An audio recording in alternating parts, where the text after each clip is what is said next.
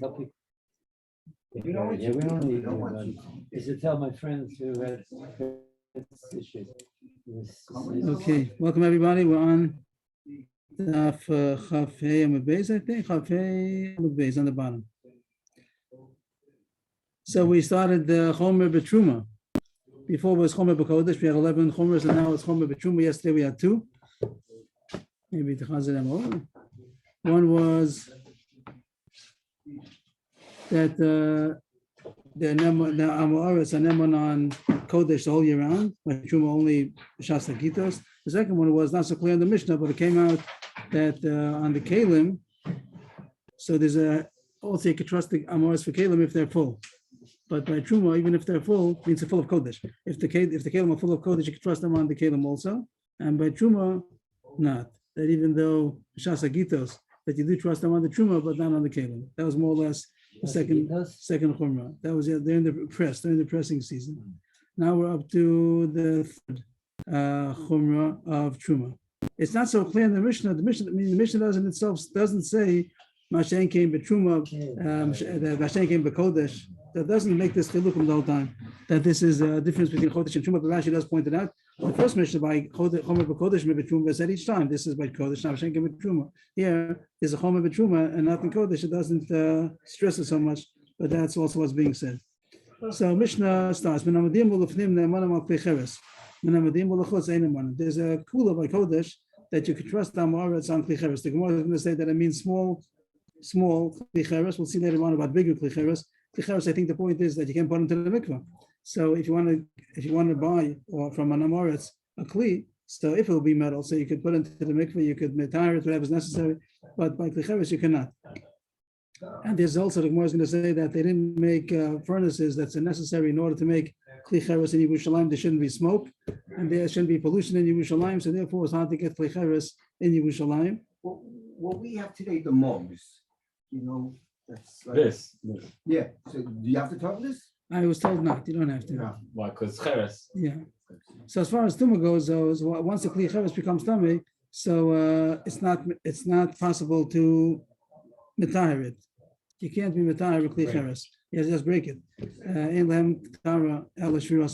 So there was concern. There was that people needed Klicheres. That was the common kelim in those days. And in Yerushalayim, they didn't make them. They didn't manufacture them because it would cause too much pollution. And the air of Yerushalayim should be clear. So they allowed to be trust Amaya Oretz for Klicheres. But we're going to say only Klicheres Ketanim. Those are like household kind of items that people needed. And therefore, they permitted it to trust not only in Yerushalayim, but also within a radius of 15 mil, which has been a Modi'im. Modi'im is probably Modi'im of today. I don't know if it's more than 15 mil. A mil is about a kilometer. Is it further than 50? With a straight road. Some maybe our roads are not always straight. Not the what does they say, the crows? But the point of the mission is to say that there's a leniency by Kachim that we could trust Amayaretz within Modi'im. Within Modi'im, you could trust Amayaretz on Klicheres that it's Torah. Before we said you can only trust them on the clear. That's the other kalim. If it's full, if it's metal, but if it's full with kodesh, you can trust them. But an empty kli, you can't trust even for kodesh. But ticheres, small ticheres, you could trust Amayaretz within Modi'im, which is a 15 kilometer radius around Yerushalayim. But but outside that you can't trust them only within the radius near Yerushalayim. Ketzad, and the Mishnah wants to tell you that Dafka within this area, but not outside that area. Akador shumocha kederos nechlas lefnim and amodim hu akador hena kederos pen aloch and emon. I'm going to say the Rambam's prat, which is a bit easier than Rashi. The Rambam says that it wants to show the contrast, even though it's not rational, so to speak, it's not logical. But they made the takana. They only believe within this area; they're not believed outside. So if there's a kador means a potter, someone who sells pots. He sells these kalim, and he's selling the pots inside of this area, Lifnim, within Modi'im, the same potter, the same pots, and the same buyers, he's believed. But they go outside, they're not believed. Means even though there's nothing real as far as Mokshash outside and inside, but within this line, they believe that, and even though it's the same, even though the Rambam learns, even though Rashi learns a little different, Rashi doesn't learn even though, but we're going to say that's right, the Rambam's strat, that even though it's the same people that are inside or outside, the same seller, the same buyer, the same pot, if they're within this area, believe. Outside the area, not believe. And nobody has to show this. Just got. So 34.3 kilometers to Jerusalem. So you have to know if it's, if I'd like to know if it's a straight, if it's 443. straight, if it will be a 443. straight, if it will be a straight, 443. if it will be a straight line. So But I don't 443 is not a straight line. So that was the question. Okay, if it's the same Odium, they know it's the same Odium. So we have to know Odium, you have to know Yerushalayim. It says that, it doesn't say it over here, it says in Psachim that it's 15 kilometers, 15 mil. Okay, that's the Mishnah. So we have one Kula, and Odium Ulafnim, you can trust Amayaretz for Ticheres. The Mishnah spoke about inside Modium and outside Modium. It says Menamodium Ulafnim, within Modium, and it says Menamodium Ulafutz, outside Modium. How about Modium itself? How about the city of Modium? Because you trust Amoritz, because you not trust Amoritz. Sometimes it's considered within that area and you're allowed to trust Amor, sometimes not. When yes, when not. If the potter, the Amoris who's selling the pots, he's on the way out, and somebody is coming in and they meet in Modian, so then you can trust him because this is the last opportunity to be able to get by the pot. They're not going to meet anymore. The Chaver is going in and the potter, Amoris, is going out. If he doesn't buy it now, he's not going to be able to buy it anymore. So they permitted to trust him even in Modian. But if it's not an emergency to trust him now, so then you don't trust him. What will be the case? Shneim Nechnasim, both of them are on the way in. That Amoris is also coming in. So we tell the Chaver, don't buy from him now. Wait until you get inside. That's Lachatchila, to be within Modian. Or Shneim Yosim, then both of them are going out. So the Chaver doesn't have to buy now. It's not necessary now. He can get pots later on. We said that the whole point is in Yerushalayim, they don't have kivshonos, they don't have ticheres factories. That's why it's hard to buy in Yerushalayim, so they made a leniency. But if you're going out, get outside. So it doesn't matter where it's made, it's matter where it's bought? Right, yes. That's what it says. And even if he bought it from outside, once he comes inside, he's believed. And if he was inside and he went outside, not believed. It's not because there's more tower in Yerushalayim, it's because there's more need. The demand is high over there. The supply is low, the demand is high, so therefore they permitted it in Yerushalayim because of the tzorech. But outside Yerushalayim, there's not such a big tzorech, so they didn't allow it. They go with the regular halacha that the Amoritz is chashud, he's not neman. But in Yerushalayim, because of the emergency, so they allowed it. We can also be medayik this point from the Mishnah that the Modian itself depends. Sometimes this way, sometimes that. He's not going to bring a proof to what we said that depends. This scenario of both of them going in, both of them going out, or one is going in, one is going out. But he's just going to bring a proof that Modian, there's not always the same halacha. It's a flexible place. It depends. It says in our Mishnah, he's going to just point out that the Mishnah says within Modian and it says outside of Modian. It doesn't talk about Modian itself. So we could be medayik that there's two halachas. Sometimes it's within, sometimes it's without. It says in the Mishnah, it says that inside Modian is believed. That's the Mishnah. But so we could derive from that after within Modian, inside of Modian, not Modian itself, it's considered outside. That part of the Mishnah would be mashma that only within Modian, more within Modian, not the city of Modian itself. That's already considered outside. But that Sefer says the opposite. It says outside of Modian. That means the city of Modian is still considered.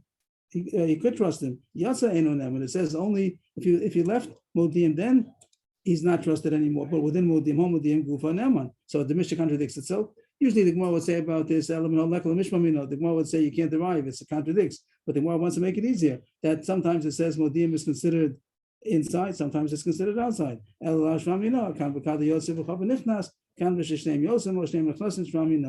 answer that we said before, to reconcile the contradiction, that if the potter is going out and the chaver, the buyer, is coming in, so that's the time that it's going to be the last time they're going to meet, and the chaver is going to be inside. It's not going to have any potter. The potter is going to go outside. He's not going to come back. So then we allowed the chaver to trust him even in Modian. But both of them are going out, or both of them are going in. Then Modian is considered outside. So that was the first Gemara. The question was about Modian itself, and we said that it depends. If it's the last meeting, then we allow it Modian to be considered inside, and the chaver can buy it from the potter. And if not, then he's considered outside already. Tana, we learned in the Brisa, and which means the same as our Mishnah, but our Mishnah didn't say the word dakin. Dakin means small. So in the Mishnah, you wouldn't be able to tell. It just says that you trust the Amor Sancti Cheres. Here it says dakin but small.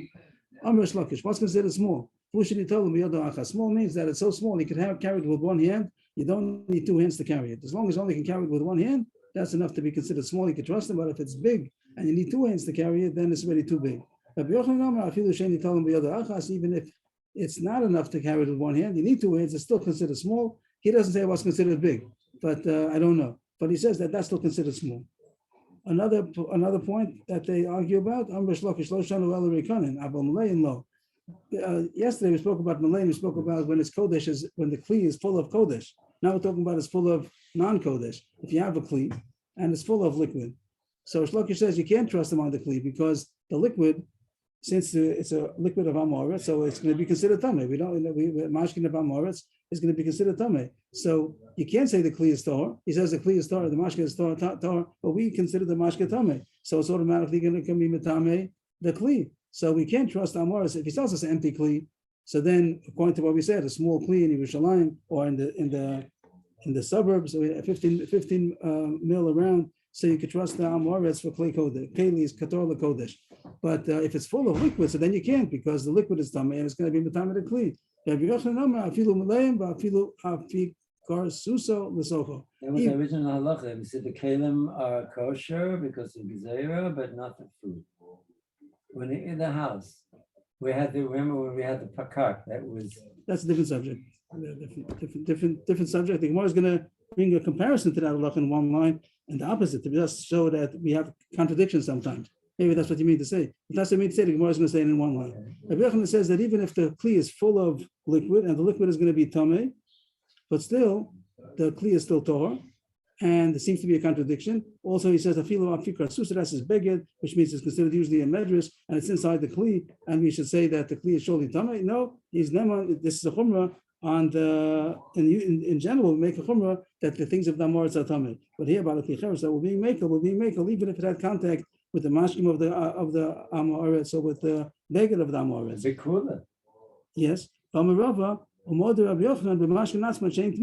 Rabbi says, yes, Rabbi Yochanan agrees that the mashke is tamei, but still the kli is tohar, and it sounds like impossibility. All the time, but don't wonder. That's what Chaim David said. Shavei lagin mali mashkin lagin tmein tumas shiva or mashkin tohar. That goes back to Beis Shammai, and we still agree to him at the end that if you have a klicheres in the wall between mace and the other room, and we said that because of a reason we made a gzeira, over there it's the opposite. Over there the case is going to be that the mashka is going to be tohar. Over there we said that the mashka is not relevant to any chaverim because we're not going to use it.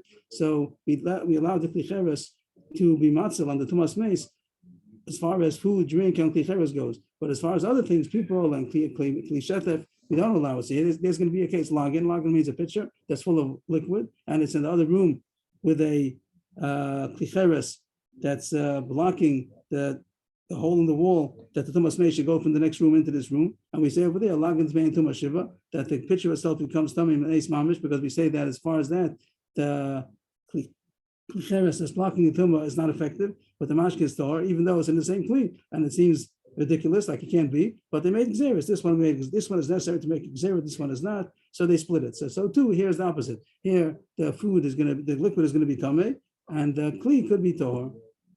That's the subject. Just to chaz it over again. This was another chomer, and we have to speak out that this is only a chomer b'truma b'kodesh, means this is a kula. The Mishnah is telling a kula of kodshim, and understand that by truma this doesn't apply. So by truma you can't trust him, and if he says that this kli is tohar, we don't trust him for truma, and it's considered tamei. But for kodesh, klicheres ketanim, we do trust the Amoritz if he's within the radius of 15 mil from Yerushalayim. Because it's considered Yerushalayim. Partially considered Yerushalayim. Yerushalayim is also a chiddush that he's trusted. Oh. That's that everything's a chiddush. But now we're saying we brought in the heter not only in Yerushalayim, also in the 15 kilometer around. And the next Mishnah soon is going to talk about if you have klicheres gedolim. We'll see that soon. This Mishnah says another leniency of kodesh over truma. It doesn't say so openly. Rashi says that all these things are saying chomer b'truma b'kodesh, and this one is also going to be, even though it's going to say leniency, it's only going to be as far as kodesh goes, but as far as truma, it's going to be more chomer. Hagabon shenichnasu l'soch habayis. V'chein haganov shechziru es hakelim. Na'amon lo malo naganu. The word gabai. Nowadays, the word gabai in the shul means the one who stands by the bima and gives aliyas. But that's not what it means. The gabai means a collector. And the reason why the gabai is called a collector is because he's supposed to collect the dues and the funds and the appeals, whatever they do. So that's called the gabai. Now we should call him a shamash, maybe something like that. But the gabai, the word gabai still remains. But the old time gabai means a collector, and here it's talking about the collector of a tax collector. A tax collector is called a gabbai, and he was a collector of taxes from the king, and he might have been Amoritz, might have been a Goyish king also, but the tax collector was Jewish, but he was an Amoritz. And when they come in to collect, and they don't ask questions, they take whatever they want to take, and sometimes the person is not there, the owner might not be there, and the gabbai, the collector, came into the house to take, what do they call that? It's all a pole, something like that, when they have to forcefully take property for the taxes. So he was Amoritz, came into somebody's house, and somebody comes home, he sees his house was barged into, whatever, and he sees things that are in disarray. That means that the gabbai, the tax collector, came in, and he doesn't know exactly what he touched. And then he asked the gabbai, he knows who he is, he asked the tax collector, because he sees him coming out, he asks him, he's concerned, besides the money that he was taking, that things became tamei, because the gabbai is an Amoritz, and he might have touched things and they became tamei. So Hagabain, they have different concerns, the concerns that we have. They have a concern that the things became tamei. The tax collectors that came into the house and you weren't there to watch them, you don't know what they touched. That somebody stole, the Ganav stole something, but the Jewish Ganav, he returned it, and he did tshuva, I think I was going to say. And the question is, when he came in, did he touch other things? The thing that he came back, so he touched it, he has it in his hand, red-handed, he has it. But the things that are in the house, did he also look around for things? Did he touch things that became tamei? The Ganav was an Amoritz. So it says, that as far as kachim goes, you could trust him. If he says he didn't touch it, you could trust him that it's Torah, that he didn't touch it. And for truma not. And the next kula that's going to be for Kodesh that Truma doesn't have, Yerushalayim Ne'emonim ala Kodesh. Very vague. These words are very vague. Yerushalayim, they're trusted on Kodesh. It doesn't say what that's all about. What does that mean? It's not. What are we talking about? So we said before that he's named the whole year round on the food. On the food of Kodesh, he's named the whole year round. So that what does it mean here? And not only Yerushalayim. So this Mishnah is a bit vague. The Gemara is going to say it's talking about Kalim. We'll just jump a second. The Gemara is going to say, if you have about a blue over here, later on the Gemara, it's highlighted in blue, that this is also a kula for the Kalim when it's big klicheres. So before we spoke about the earlier mission we just spoke about was small klicheres, and this mission is going to be talking about big klicheres, that they also need klicheres in Yerushalayim, like we said, that they don't manufacture them because of the smoke, because of the pollution. So small ones, we need a lot. So they permitted not only in Yerushalayim, even in a radius of 15 mil, but on the big ones, they only permitted it in Yerushalayim itself. In the Mishnah, I don't know how to be able to figure that out. Maybe that's the process of elimination. It's not talking about the food because they believed on Kodesh anytime, any place. And it's not talking about Ticheres Ketanim because that's even not only in Yerushalayim, it's even in the 15 mil radius. So it's talking about Ticheres Gedolim. That's how the Gemara seems to say. And then the Mishnah ends off something about Truma. I think we finished already. I think maybe I didn't see further yet.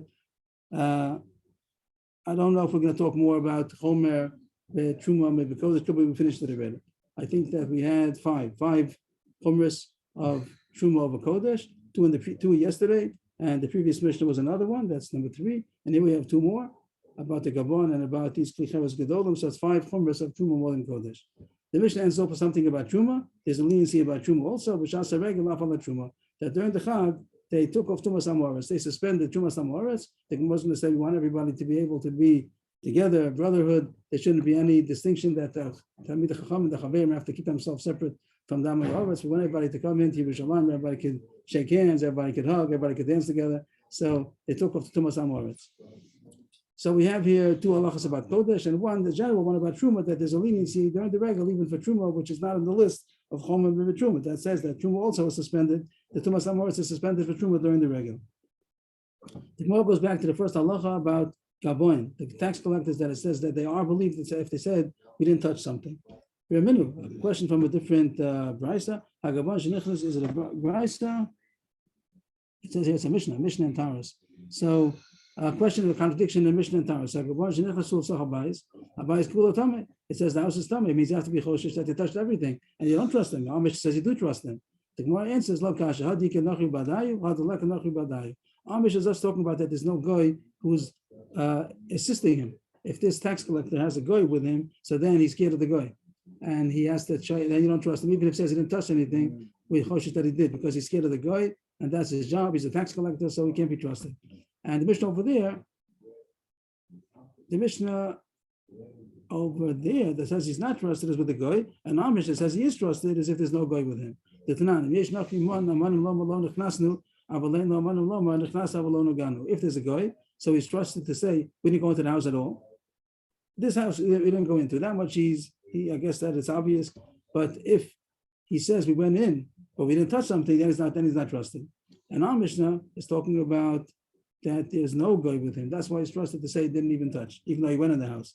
The more wants to know what's the difference if it's a guy, what's the guy, what's he scared of the guy? What's the difference? He's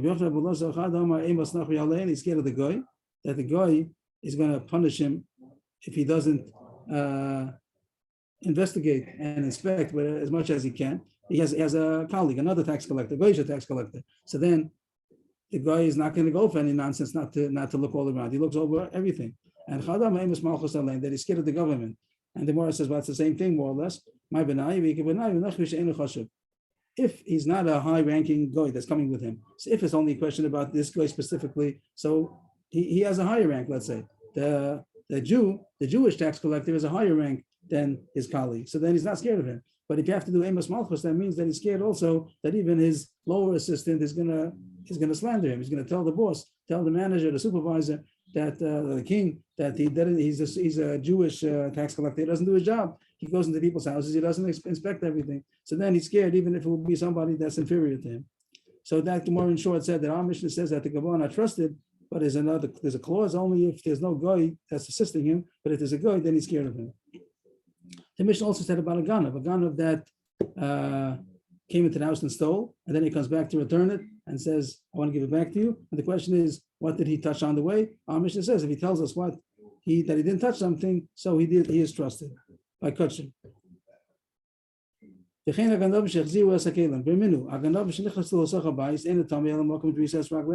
says over there also, the Mishnah in Taurus, that the ganav that came into the house, so it's tamei in their path. Means if we see what they ransacked, what they touched, so those things are tamei, but they don't have to be choshesh. He went to other places. He's not the tax collector. He has a job to look over all over. So he sees everything. He wants to make a cheshbon how much money they have.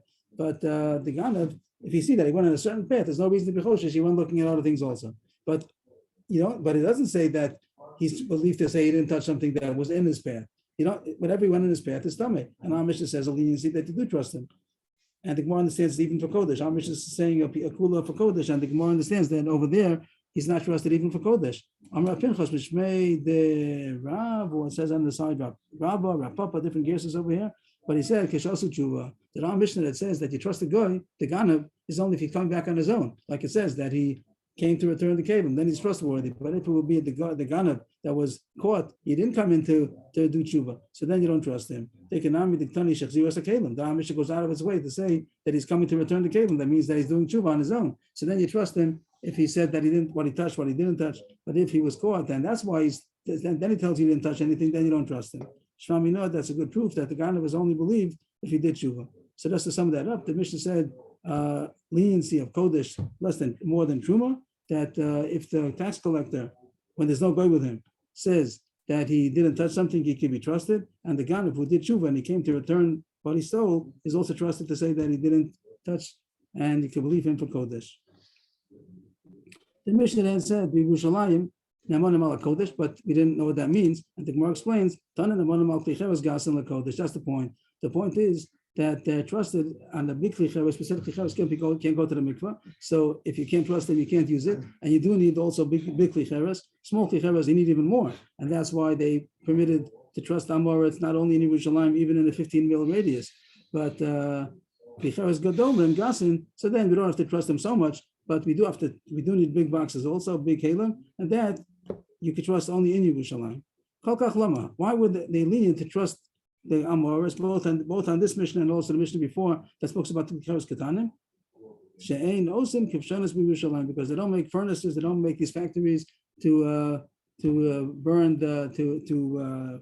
whatever the word is, to make the Klicheres. You have to burn them you have to heat them, bake them. You have to bake them in a furnace.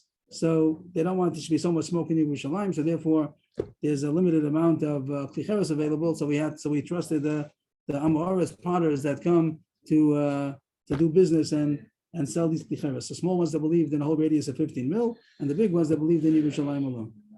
Then the Mishnah goes on to say by Truma, that there's a leniency that by truma, during the regal, we trust him even for truma, even though there's tumas amoritz, and the whole year round, you have to be choshish that he's tamei, and you can't trust him for truma, but during the regal, they suspended it. Benani Mili, what's the source? Now, this Benani Mili is not really a source because it's not the rice, the whole thing is Rabbanan, the whole tumas amoritz is Rabbanan, so it means the remes. Where's the remes in the psukim that they took off the tumas amoritz during the Chag? Amr Bishul ben Levi Damakra, Vayasef, Kolish Israel Alayir, Keish Echad Chavirim. That's the pasuk. This is all the pasuk, and it's not talking about a regal at all. It's obviously drash. The Pashpat is talking about the Pilegish Megiva when they came to make war. Am Yisrael came to make war against Shevet Binyamin because of the story of the concubine of Giva. So it says everyone gathered to the city like one man in unison. But the more is saying a drash mamish that the Kosev Asan Kulam Chavirim, that when they come into the city, what's the city? Yerushalayim. Mamish not the Pashup Shat. Over there the city means Giva. But to come into Yerushalayim means by the regal, everyone comes, so they're all chaverim. What does that mean? Either you can say the word chaver, they're considered a chaver, or it means that they're all together. They're all together, and you want that they shouldn't have to separate each other. And the Talmud Chacham is going to say, I can't shake hands with you because then he's saying, I'm going to become tamei, and all they can use each other's kale and everything, so and food. So they took off Tumas Amoris, and everybody's trusted during the regal. If that's good, the next Mishnah continues with the Tumas with the regal. We said that during the Chag, Tumas Amoritz is suspended, and you look at them, they're all the same. What if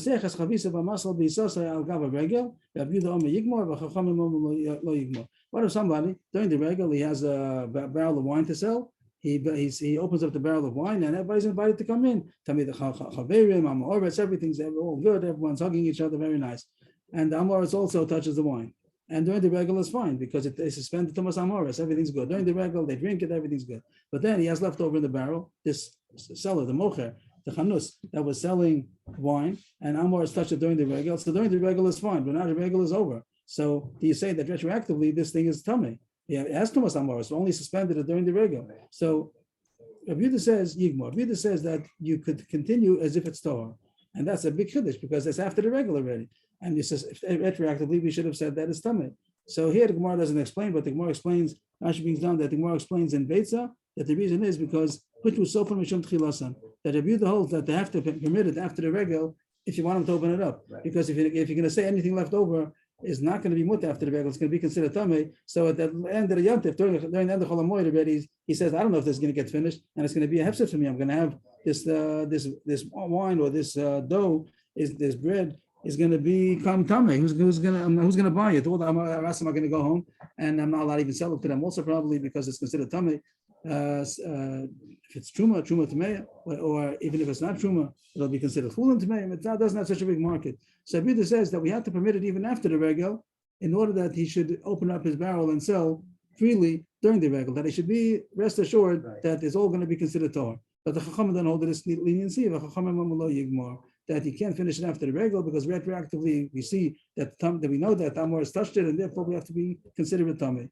And they don't hold this. They're not choshish for this chashash that he's not going to open up his barrel. He'll make the cheshbon of how much, whatever. He'll keep it maybe towards the end of the regal. He'll make sure that Amor Asmi should not touch it, whatever. But we're not going to take off this Tumas Amoritz even after the regal. Yosef Rabami V'Ab Yitzchak Napocha Akila V'Ab Yitzchak Napocha. The two Amorim. Well, Abraham was sitting on the porch, the killer, killer means a porch, something in front of the house of Rabbi Yitzchak Napocha, and they were discussing our Mishnah. If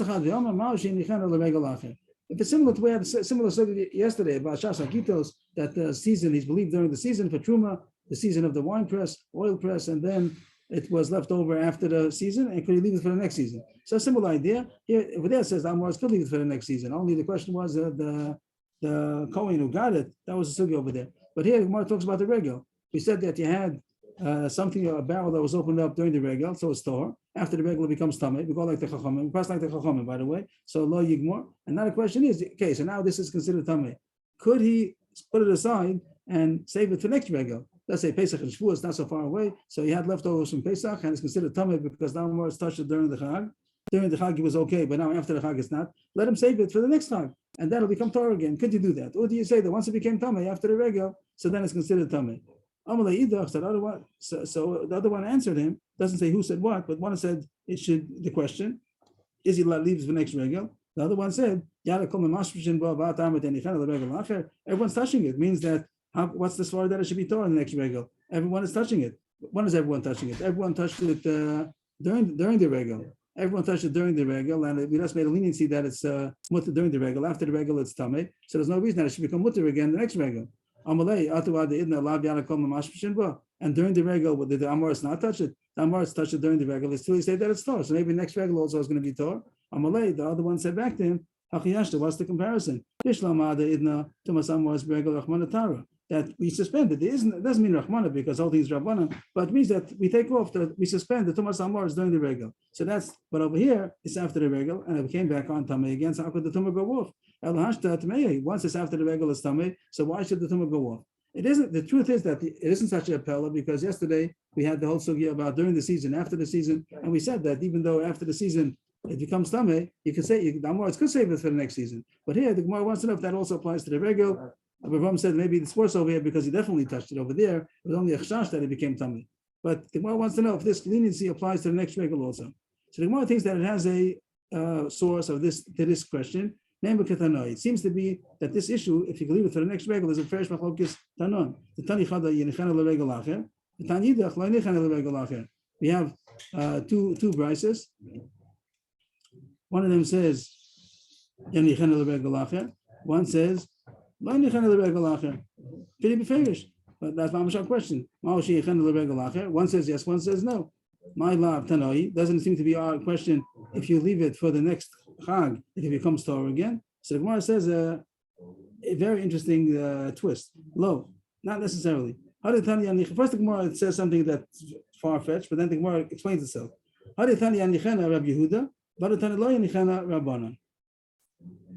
one who says lo yanichena goes according to Rabban. You can't leave it for next chag because once it became tamei, so it doesn't become Torah again. The one who says yanichena, not because the tumah goes off, it goes according to Rabbi Yehuda that holds that even after the regal is mutter. Again, the Gemara thought that yanichena the regal acher. The Gemara thought that it's going according to Rabban that say after the regal lo yigmor, and even though it says lo yigmor after the regal, the tumah comes on, but next regal it comes good again. That's what the words l'chara would mean. But the Gemara is trying to be matcha and say no, it doesn't mean that. It means leave it for next regal because it never became tamei. The Rabbanan hold that let's say after Pesach, on Pesach it's tahor. They open up a barrel, Amratzim come in, everyone's taking a drink, they put their hands into it, so we say during the regal it's okay. After the regal, they're one and say now retroactively it's tamei, and now it's tamei, this wine is tamei. And now it says, it seems to say that you can leave it for next time, you can leave it for next regal, and now it is Torah, the same wine becomes Torah. But the Mars Matchano is going according to Rabbi Yehuda. Rabbi Yehuda says Yigmor. Rabbi Yehuda says that you could even after Pesach, you're allowed to use it still because it was opened up on Pesach. And therefore, you can leave it for Shavuos and use it because it's Torah even before Shavuos. But the Gemara said that doesn't make sense. For Tisbra, Rabbi Yehuda, Yigmor Kama. Rabbi Yehuda doesn't say leave it for next Chag. Rabbi Yehuda says you can use it right away. There's no reason to save it for next Chag. So the Gemara means this is what I meant, or the Gemara is changing it now. The Gemara says the twist, the opposite.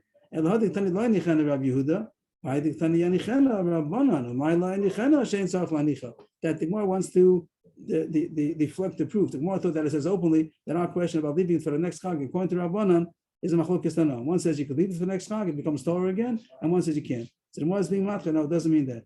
According to Rabbanan, that it became tamei. The Gemara wants to say that you could leave it for the next Chag. The Gemara thought that it says openly. The one who says lo yanichena says you cannot. The Gemara wants to say that the one that says lo yanichena means you don't have to leave it for next Chag because it goes according to Rabbi Yehuda. 1 second. That the one that says yanichena, this is the leniency that even though it became tamei after the regal, you can leave it for next Chag. Lo yanichena doesn't mean you can't leave it for next Chag. It means you don't have to leave it for next Chag because Rabbi Yehuda holds you can leave it, you use it right away. The Gemara thought that this brisa that says lo yanichena regal acher means that according to the Rabbanan, once it passed the Chag, it's tamei, and it doesn't become mutter again. Not necessarily. All the brisa means to say is that according to Rabbi Yehuda, you don't have to leave it for next Chag because you can use it even during the weekday, even after the Chag. Pesach passed by, so don't save it for Shavuos. Use it right away because they hold like Rabbi Yehuda that says Yigmor. You can use it right away. This brisa that says according to Rabbanan that lo Yigmor, you can't finish it after the Chag, but regal acher you could. So it comes out the Gemara. What happened in the sugi was the question: if even according to Rabbanan they say lo Yigmor, could you leave it for the next Chag and then does it become mutter again? Either it's machlokes tanan, means at worst, so to speak, there's going to be some to say that it's mutter. This Bryce says very and the one says lo nichana. But the Gemara makes it even better. It could be everybody holds that you're allowed to leave it according to Rabbanan to the next Chag. And the one that says lo nichana is just saying according to Rabbi Yehuda, you don't have to leave it for the next Chag because you could use it even during the year. You can use it even not during the Chag. But the according to Rabbanan say you can't use it during the year, but you could use it for the next Chag. So that the Gemara leaves as a question. Either it's a machlokes tana, or everybody holds that you could leave it after.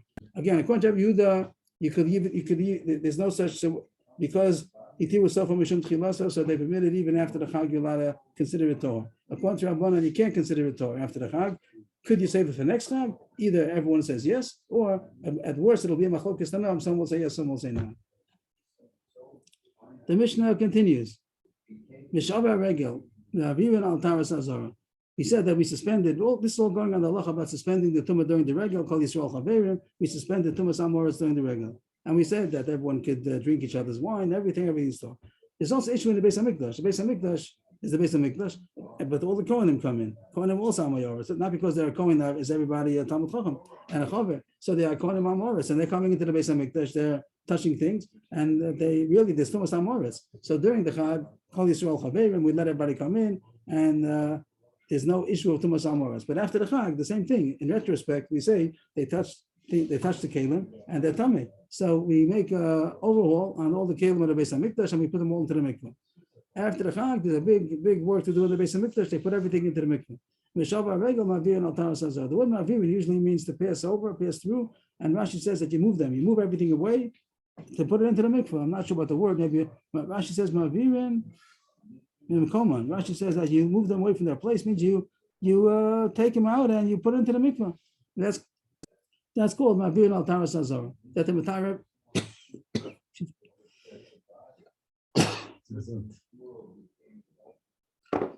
everything because Amarasim touched it during the regal. During the regal, it's okay, but after the regal, even Rabbi Yehuda that says before Yigmor is only because that people should not hesitate to open up the new barrel of wine to sell. But he also would agree that in retrospect, they touched it and it became tummy. So therefore, we do be mitar everything after the regal in the Beis HaMikdash.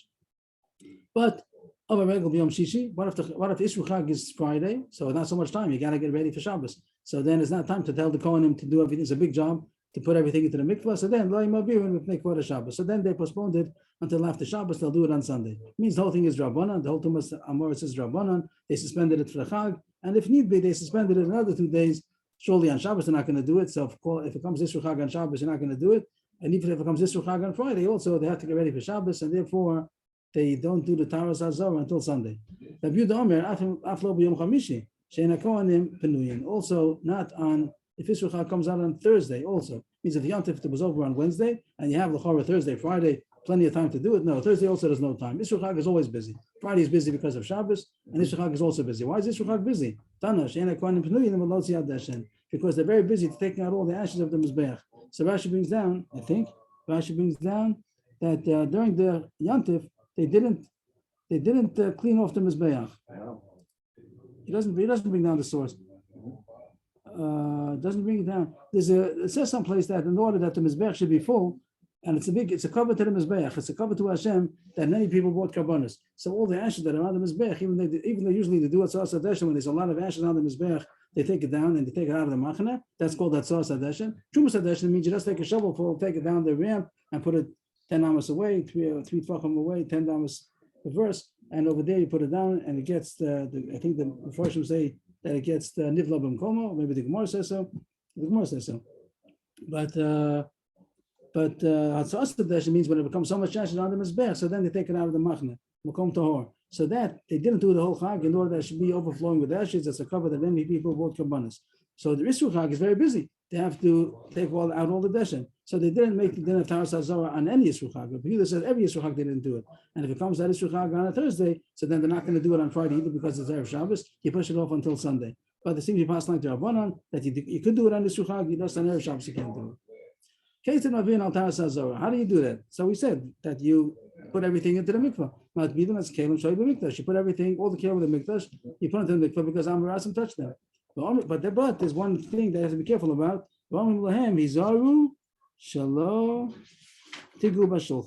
They that during the Chag, even though we let the Amarasim come in, but we tell all the Kohanim, don't touch the Shulchan. The Shulchan, we don't want to have to put into the mikvah. Everything else, we let them touch. And after the Chag, we put it into the mikvah. But the Shulchan, with Lachem upon him, over there, we don't want them to touch it because we don't want to put it into the mikvah. Why not? The Gemara is going to say, because it says Tamid, Lachem panim, the Fanai Tamid. We want that the Lechem should always be on the Shulchan. And if you put it into the mikvah, so then temporarily you're going to have to take off the bread. It's not going to be on the Shulchan. So be careful not to touch the Shulchan in order that it shouldn't become Tameh, and we won't put it into the mikvah. A side point, all the kelim in the mikdash had a double and triple. They had reserve. They had backups that if one of them became tameh, you should be able to use the second one, third one. So they did have extra kelim if they need be. But here it says by the shulchan, even that they didn't do. They didn't want to take even for a small time to be able to have to change it from one shulchan to the other. So they told everybody to be careful. The Amarasim especially told everybody, don't touch the shulchan in order that it shouldn't become tameh. I guess those that are going to do the lechem upon him to put it on to take it off will make sure that they're chaverim, that it shouldn't become tameh. But if it does happen that someone touched the shulchan, they have to put it into the mikvah. But we'd rather not because it says tamid. This is the last Mishnah of the Masechta that everything in the mikdash has to be immersed. Of course, the shulchan we tried not that it shouldn't become tamid, but if it would have, it has to be immersed because it's mekabel tumah. But the mizbeach hazav and the mizbeach hanachoshes don't have to be immersed. If neishen kekarka divrei avolazav, unless it says that it's not mekabel tumah. Why is it not mekabel tumah? Because it's kekarka, and that's what Gemara is going to go into. We're not going to do it today. We'll do it tomorrow. But it says that it's considered karka, and therefore the golden mizbeach, which is the inner mizbeach, the inside the mishkan where they put the ketoras, and the outer mizbeach, the copper mizbeach, which is outside in the chatzar where they brought the kavanas, they don't have to be immersed because they can become tamei. Even if somebody touched it, a tamei person touched it, even the sheriff touched it, it's not mekabel tumah because it has a din of karka. We'll see more in the Gemara tomorrow. The Chachamim say because they are plated, coated, which needs a lot of explanation. Also not today. The simple words of the Gemara would be another reason why it's not mekabel tumah. But the Gemara is not going to go like that. The Gemara is going to sound like Mesupin is the reason why it is mekabel tumah. It's covered with copper or it's covered with gold. Those things are mekabel tumah.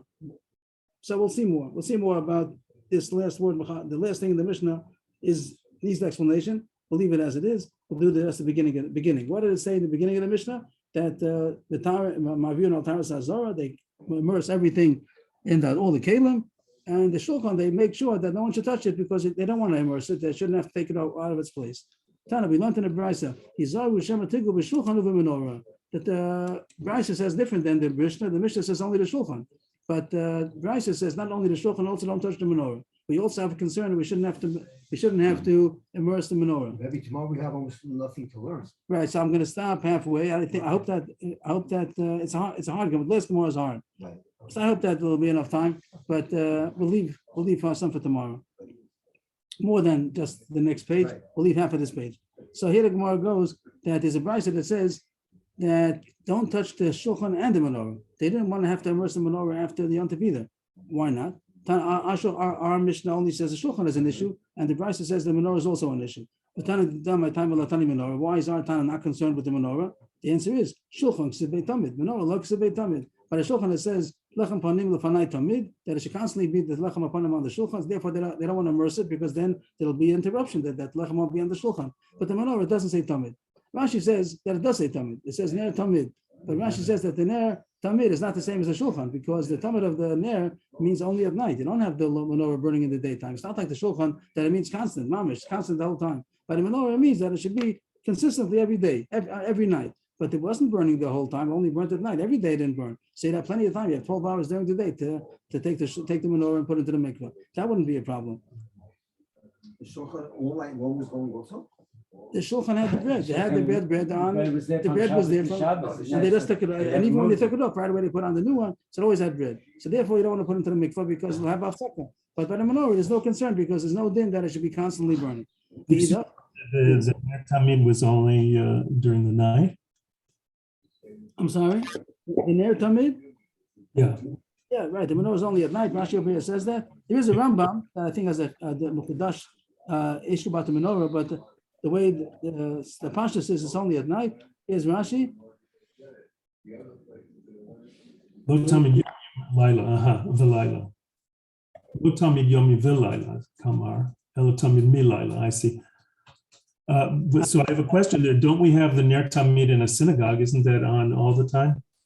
Whatever the minhag is, but it might be the Ner Tamid would be Eish Tamid to Kal Al Mizbeach. It could be that I'm not sure what the minhag of the shul is, but it could be that but they have a constant burning fire. It could be that it's something reminiscent of the Mizbeach that has a constant fire. That was a constant fire. Menorah. I see. Everyone wants to find out what is the Ner Tamid in the shul. What is it all about? I don't know where it says that. I don't know where it says it. As a custom. Everybody knows Menagim well, no? I don't know the reason of them. I know that they do it. I don't know where it comes from. So I'm suggesting it has to do with the Eish Tamid to put out on Mizbeach. Maybe Yaakov was asking the menorah was not only at night. Only put it on at night. Don't put it during the day. I don't know.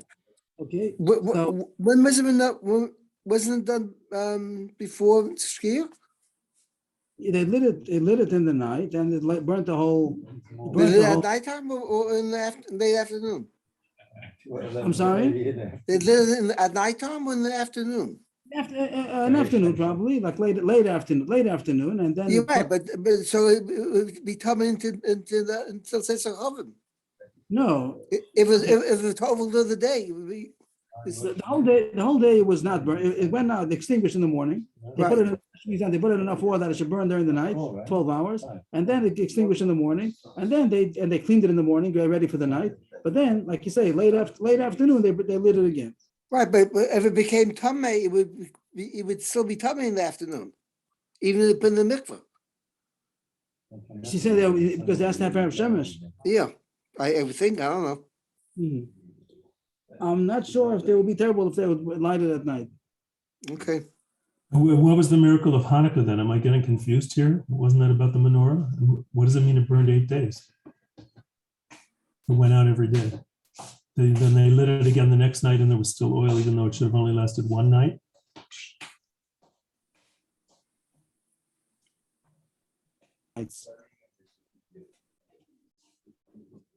Are we disconnected? Yeah, we got disconnected. I was asking about the Hanukkah miracle. Was a miracle that it went out during the day, but then the next night there was still oil for the next night? Right. It was They burned 8 days. had enough oil. They extinguished it, but the oil was enough oil. It was enough oil for 8 nights. Right. When you say 8 days, you mean 8 nights. That's more accurate. 8 nights of Hanukkah. Right. So the Gemara says that the menorah is not an issue because it doesn't say tamid. The idach. So why is the Brisa say that the menorah is an issue? Is a consideration that it shouldn't get tamid? When it talks about where to place the menorah, so it says put the menorah opposite the shulchan. So the Gemara thinks that it means that it's the drash world to say that it also has compared to the shulchan, and just like the shulchan has to be tamid, so too the menorah should always be in its place. Not that he's saying that he should always light it the whole time. He also agrees that it's only lit at night. But the point is that it should always be there. The same way the shulchan is there, the menorah should always be there. So therefore, lachatchila try that it shouldn't become tamid. Command the chsivei tamid dam. It's as if it would say that it should always be there.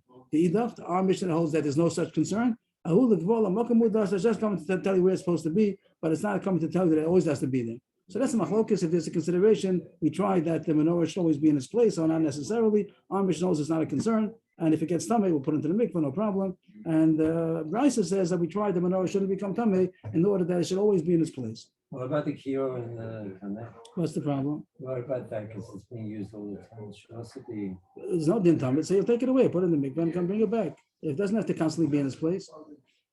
Okay, but there's anytime a Kohen wants to do that. So we'll tell him, come back in an hour. It's not him. It's not him. Also, it also happens to be that he doesn't have to have after the kiyur. He could use any kind of kli to use for the kiddush dam reglam. It doesn't have to be dafka. That's a difference. Okay. The Gemara is the kasha on the shulchan. Back to the shulchan now. The shulchan, it says that it's mekabel tumah. Just to be careful that it shouldn't become tumah in order that we shouldn't have to immerse it. But it is susceptible to tumah, and that's the Gemara's kasha. But typically, the kliyos hasu and nachasu. The shulchan should not be susceptible to tumah because it's made out of wood. I say shitim. It's made out of wood and it stays in its place. Nachas doesn't mean what we call nachas. Nachas means that it stays in its place. It's stationary. That it's not moved. So it's not mekabel tumah. Something which is a wooden kli which is made to be in its place. It's not susceptible to tumah. The Gemara throws in one. Where do you know that from? My time. Where do we get that from? That wooden vessel that is made to be in its place is not mekabel tumah. Don't mean the sak. Pinon. We learn that similar to sak, and the pasuk has a list of things. It says kliyates and sak. Sak means a sack cloth, and it's a kli, case kibble. Masak mutatal molevirekum, afkol mutatal molevirekum. That a sack is something which is used in order to transfer things in, use it as a bag, and it's able to be moved both when it's empty, even when it's full. So too, a kliyates is only mikabel tumah if it's able to be moved even when it's full. And a kliyates, that's all means it's made to be in the same place. It's not something which is moved. It's not a movable thing. Usually they talk about that it's so big and heavy. If it will be full, it will be so heavy you wouldn't be able to move it. Here it's mashma, even if it is movable physically, but it's made to stay in the same place. Also, it's not mikabel tumah. Why do you parentheses the my timer to come? Just as a side point of where do you know it from, like the source. It's like a Rashi kind of a thing. It's not in the flow of the Gemara. Not that I'm taking it out. I'm just trying to read the Gemara. I'd like to know why you think. Okay. The Gemara answers, this also is moved, even when it's full. And where do you ever move the shulchan with the bread? It says in the Rish Lakish also learned from the same pasuk. We're going to learn out something that is movable. It says in the pasuk, the Tohar Shulchan, that the Gemara says the fact that it says that the Tohar Shulchan, you could derive from that it is susceptible to tumah, but make sure that it's Tohar. And the question is the same question. If you never move it shouldn't be mikabel tumah. So why does the pasuk smash that it is susceptible to tumah? And according to what we just said, it shouldn't be. Why should it be susceptible to tumah? We said that it wouldn't cleave. We just said we learned that from Sak that it's not mikabel tumah if it's not made to move. Must be you do move it. They did pick it up there by the regal and bring it out to show the people who came to be all the regal and the Azara. They showed them the Lechem upon him. See how much you are loved by Hashem. See Luko Kisiduro, that it stays hot the whole week. Even though that was a miracle, and they're able to see the miracle that it was hot bread. Some say they even saw the steam coming out. I'm not sure because they have to see it. They didn't go to touch it. And they were able to see that it's hot. And they would bring the shulchan, the heart, and moved out of its place. People didn't come into the heichal to see the shulchan. They brought it out to the doorway, and they would show the people, you see that the bread is here and it's hot. Sidluko kisiduro, that when you take it away a week later, you baked it on Erev Shabbos, and you put it on the shulchan on Shabbos, and you didn't eat it until the next Shabbos. And the whole week it stayed hot. Just like when you arranged it, sidura, when you arranged it on Shabbos, so too, the next week's Shabbos, when you were taking it away, it was still hot. The Bishul ben Levi said that a big miracle happened to the showbread. Just like when you arranged it, it was hot. So too is the same hot and fresh when you took it away a week later. The pasuk in Shmuel is not a pasuk in the Torah, but it's talking about when David was running away and he came to know we are Kohanim, and over there Achimelech brought out. It didn't bring out, but he told him. David asked, he needs food. He was under a secret mission from the king. Achimelech didn't know that he's running away from Shaul. He thought that he's on some mission, and he says, David said, I need food for myself and for the Na'orim that are with me. And he said, all I have is the lechem upon him. And over there it says that Hashem said to place the hot bread on the day of its taking. So the simple pshat in the pasuk means on the day that you take the old ones, you put on the new ones. But the word is mentioning that the same bread, it's hot, just like when you put it down as when you take it away. So therefore, it is moved. Since 3 times a year they moved the shulchan, they took it out. Maybe every day of Cholamoid they took it out. I don't know. But since they took it out to show the people the bread, so it's called that it's portable, it's moved, and therefore it is makabel tumah. Since it's makabel tumah, we don't want to move it from its place to put it into the mikvah because the shulchan is supposed to be tamid, lachem panim lefanai. So therefore, everyone should be careful not to touch the shulchan. We'll stop over here for today. And I saw that Rebbe said ken siluko, but I see it says kach siluko. It's the same. It means the same thing. Yeah. But I didn't read it well. You're right. Kach siluko. Ken siluko, kach siluko. And just to sum up the Gemaras today, whatever we could do now. The first, the Mishnah had a leniency of Kachim that Amos is trusted on Kicheres Ketanim within a 15-mile radius around Yerushalayim. And the reason is because they don't make Kivshonos in Yerushalayim and people need these Kicheres Ketanim, so they trusted him only within Modi'im itself, only if the Amos is on the way out and the Chaver is on the way in. And Otherwise, he's not trusted. Kli cheres, what's called small. Rish Lakish is only if it's carryable in one hand. Rish Lakish says even in more, even two hands. And Rish Lakish says that it's only tor if there doesn't have mashkin tmeim inside. Mashkin b'bama amoretz. Rabbi Yochanan says even so, the mashkin will be tamei, but the kli will be tor. And don't be surprised because you find such a thing, the opposite by Shammai, that the mashkin is tor and the kli is tamei. Another leniency about Kodesh is that the Gabbai, the tax collector, could be trusted. If he has no go with him, he could be trusted to say that he didn't touch something. And the Ganav also did Shuvah and brought back the clear. He says he didn't touch something. He's trusted for Kodesh, not for Truma. The Yerushalayim, in Yerushalayim, so then the Amos is trusted even on Klicheres Gedolim, but not small ones. I mean, small ones even more. Small ones even 15 mil radius. But for the big ones, which is not such a need, but it is a need, not such a big a need, so then the Amos is trusted in Yerushalayim alone. During the Regel, they suspended Tumas Amoretz, even as far as Truma, everything, they suspended Tumas Amoretz, and the Gemara brings a drash from a pasuk, Kish Echad Chaverim, a remez, that when everyone comes in El Ha'ir, to Yerushalayim, everyone is considered Chaverim, friends, Chaverim. The Machlokes of Rabbanan was, if he has left over after the Regel, could he say that it's also Torah still, even though the Maisa, the Mamar is touched during the Regel? Chachamim say Lo Yigmor. Rabbi says that if you're not going to allow him to sell it afterwards, Torah, then he's not going to open it up. So he too so from Mishum Tchiloso, we pass line to Rabbanan Lo Yigmor. Even according to Rabbanan, the Gemara is, he can't finish it B'tara after the Chag. After the Chag, it becomes Tamei. The Gemara, the question, according to Rabbanan, could you leave it for the next Chag? The first Gemara thought that there's a machlokis tanon. One brisa says one says not. The Gemara says it could be everybody holds that you may leave it to the next regel. The brisa says lo means you don't have to, because it goes according to Yehuda that you're allowed to use even after the regel. You don't have to wait for the next regel. You could use it the whole year round. After the regel, since the Kohanim Amoritz touch things in the Azara, so therefore we put everything into the mikvah. You don't do that on Yom Shishi, and we don't even not on Nisru Chag ever, but because they're busy taking out the Deshen, but we pass like the Rabbanan that you could do it on Nisru Chag, you don't do it on Yom Shishi, because people are busy, the Kohen are busy for Shabbos. Case of Navir Al Azara, you put all the kelim into the mikvah, but Shulchan, even though it also is susceptible to Tumah, but we're careful not to touch it, in order that it should not have to be taken out of its place. The Gemara says the reason is because it says Tamid, and the reason why it's Mekabel Tumah, the Gemara talks about that also, even though it's clear, it's also Nachas, so it shouldn't be Mekabel Tumah, but the Gemara says it is Mekabel Tumah because you don't leave it in its place, you pick it up during the Chag to show the other regalim how Hashem loves them, and you see that the bread is always hot, even a week later, like it says based on the pasuk in Shmuel. The Gemara talks about the menorah, if that also is a kapeda that it should always be in its place. Our Mishnah holds not, because it doesn't say Tamid, but there are those in the Brisa that say that the menorah also has to be in its place because of the that it should also be just like the shulchan is always in its place, so should the menorah. But our Mishnah doesn't hold it at Rash and says that there's no kapeda that the menorah should be taken away, so the Kohanim could touch it and then later on we'll put it into the mikveh. That's the end of the Gemara. The Mishnah will go back to, it says in the Mishnah that there are doubles and triples of the kelim in order, if it comes tummy, they should have a backup. And the last thing the Mishnah said that the Mizbeach Hazov, Mizbeach HaNechoshes are not susceptible to Tumah because it's Karka. And the last thing it says, which is, it needs explanation. Bez Hashem will finish tomorrow. Tomorrow, Bez Hashem is the Siyam. And should be a happy day for everybody. Amen. And the schedule for tomorrow? Tomorrow, The Siyam at 11 o'clock, or how does it work? 1 o'clock, Mincha, 1 o'clock.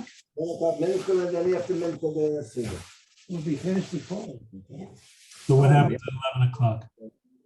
What is that? Last Masechta, I missed the Siyam, so I just wanted to double check. If the Siyam is at 1 o'clock, what happens at 11 o'clock? 11 o'clock we learn at 11 o'clock. It'll take about an hour, maybe less. And then 12 o'clock we have, tomorrow will be Tuesday, so we have Pirkei Avos, so 1. And then 1. And then 1 is, and then 1:20 about it, we'll need to see. I see. Okay, thank you. Okay. Yes, thank everybody. Thank you.